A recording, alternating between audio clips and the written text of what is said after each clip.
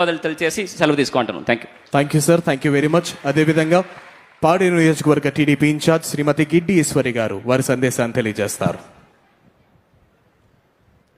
ఈరోజు చాలా సుదినం.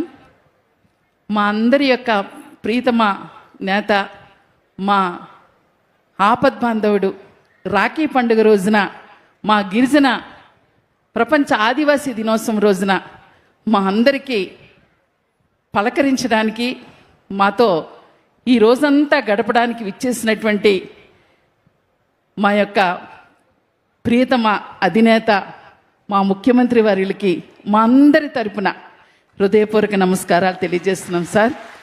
అలాగే గిరిజన ప్రపంచ ఆదివాసీ దినోత్సవ శుభాకాంక్షలు, రాఖీ పండుగ శుభాకాంక్షలు. చాలా సంతోషం సార్. నిజంగా తమరు 2014 నుంచి 19 వరకు నిజంగా ఒక సువర్ణ యుగం సార్ అది.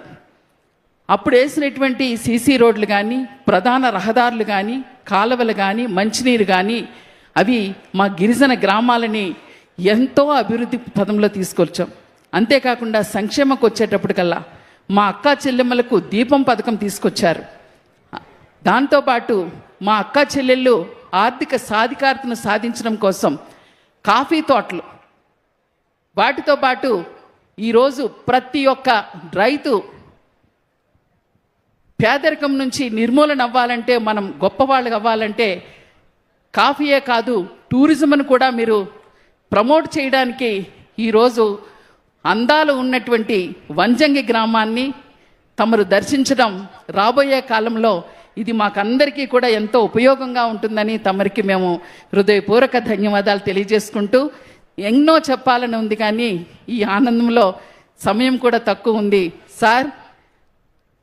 మా గిరిజనుల బ్రతుకులు బాగుపడాలన్నా, మా కుటుంబాలు బంగారు కుటుంబాలుగా ఈరోజు మార్గదర్శనలు పెట్టి మాకందరికీ ఆర్థికంగా సహాయం చేస్తున్నారు అని ఏదైనా సరే మా గిరిజనులకు మీరే మాకు ఆపద్బాంధవులు సార్.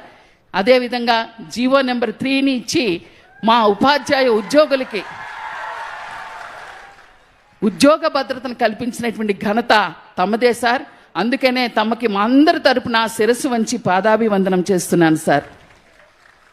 దుర్మార్గమైనటువంటి వైసీపీ ప్రభుత్వం దాన్ని సుప్రీంకోర్టులో 50% కొట్టేస్తే కనీసం స్పందించలేని సమయంలో వరాల జల్లు కురిచేటట్లాగా రా కదిలిరా అరకులో ప్రోగ్రాంకి వచ్చి తమరు ఖచ్చితంగా జీవో నెంబర్ 3ని మరలా 100% మీకు ఇస్తానని ఆ రోజు మాకు మాట ఇచ్చడం, అదే మాకు ఈరోజు ఒక ఆయువులాగా ఉంది సార్. ఇలా ప్రతి కుటుంబం ఇచ్చేటటువంటి సంక్షేమ పథకాలే కాదు, ప్రతి కుటుంబం కూడా ఉపాధిని కావాలని చెప్పి మీరు ఇస్తున్నటువంటి ఉద్యోగ భద్రతకు మా అందరి తరపున మరొక్కసారి శిరస్సు వంచి పాదాభివందనం చేస్తూ, ఇంత గొప్ప సభలో నాకు ఈ అవకాశం ఇచ్చినటువంటి పెద్దలు, అందులో సార్ తమరు నన్ను మీ వాహనంలో ఎక్కించుకొని మాట్లాడుతూ వెళ్తుంటే నా జన్మ ధన్యమైపోయింది సార్. నిజంగా నేను చాలా చాలా ఆనందంగా తమరికి హృదయపూర్వక ధన్యవాదాలు తెలియజేసుకుంటున్నాను సార్.